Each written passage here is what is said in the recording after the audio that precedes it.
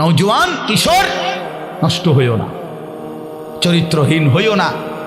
এত সহজে এত অল্প বয়সে 16 বছরে চরিত্র এভাবে নষ্ট করে দিলা। মাত্র 18 বছর বয়সে এত নারী দেখে ফেললা, মাত্র 18 বছরে এত উলঙ্গ ছবি দেখে ফেললা। বাকি জীবন কি করবা বাবা? হ্যাঁ,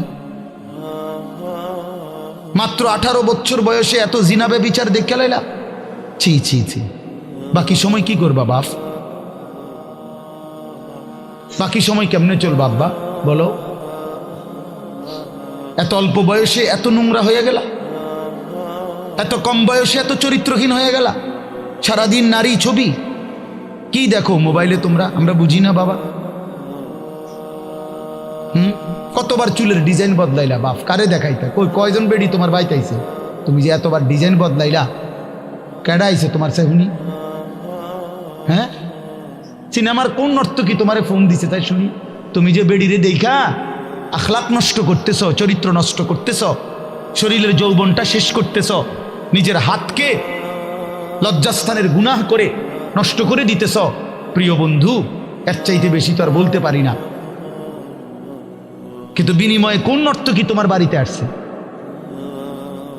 হ্যাঁ, সিনেমার কোন নর্তকী, হিন্দি সিনেমার কোন নর্তকীরে তুমি চিনছ বলো ভাইয়া? কেন আখলাক নষ্ট করে দিলা? কেন চরিত্র নষ্ট করে দিলা? কয়জনে নামাজ পড়ছো আজকে মাগরিবের নামাজ বলো ভাইয়া?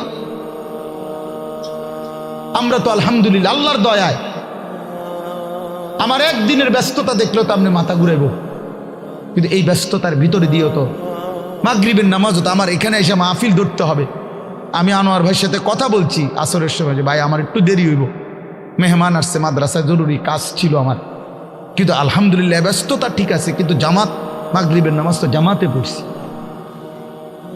ওই দৌলতপুরের একটা গ্যাস ফিল্ড আছে, ওইটার মসজিদ।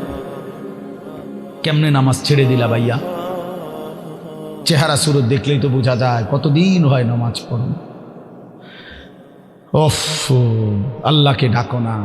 তে আল্লাহকে এমনি ভুলে গেলা, রাসূলকে এভাবে ভুলে গেলা, ধর্মকে এভাবে অপমান করলা, মাকে এত বড় বেইজ্জতি করলা। 2 বছর যে মা দুধ পান করাইছে, তোমারে তিল তিল করে বড় করছে, এই উদ্দেশ্যে যে তুমি 16 বছর বয়সে শুধু নারী দেখবা, ছবি দেখবা, মোবাইলে উলঙ্গ দৃশ্য দেখবা, তুমি মালিকের একটা সেজদা দিবা না, 1 ওয়াক্ত নামাজ পড়বা না। তোমার মা বুঝি তোমার এই জন্য দুধ খাওয়াইছিল?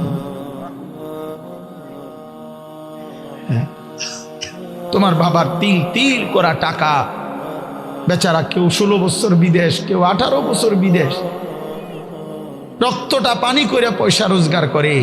কি পরিমাণ ঘাম শরীরটা দিয়া ঝরে আরব দেশে মরুভূমিতে। আহা, 12 ঘন্টা 14 ঘন্টা 16 ঘন্টা ডিউটি করে প্রবাসী।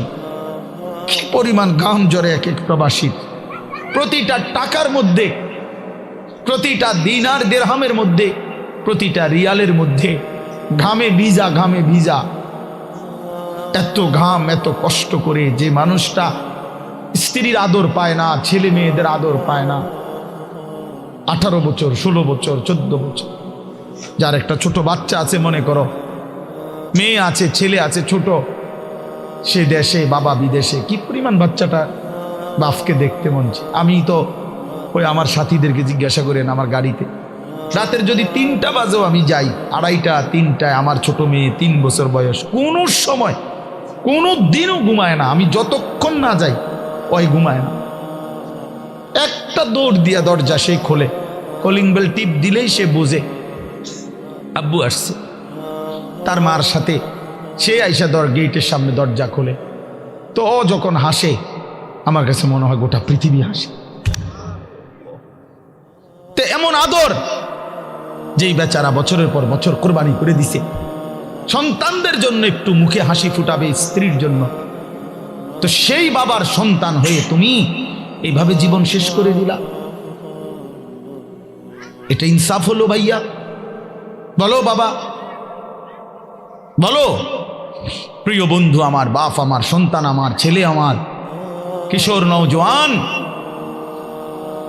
আমি এক ফেরিওয়ালার মতো চিৎকার করে বললাম যে নিজেকে নষ্ট করে দিও না ভাই। আখলাক বড় সম্পদ, চরিত্র বড় সম্পদ। নারীর আসক্তি, জিনা ব্যভিচারের দৃশ্য, উলঙ্গ দৃশ্য, নারীর লোভ, বিশ্বাস করো তোমার দুনিয়াও শেষ করে দিবে, আখিরাতও শেষ।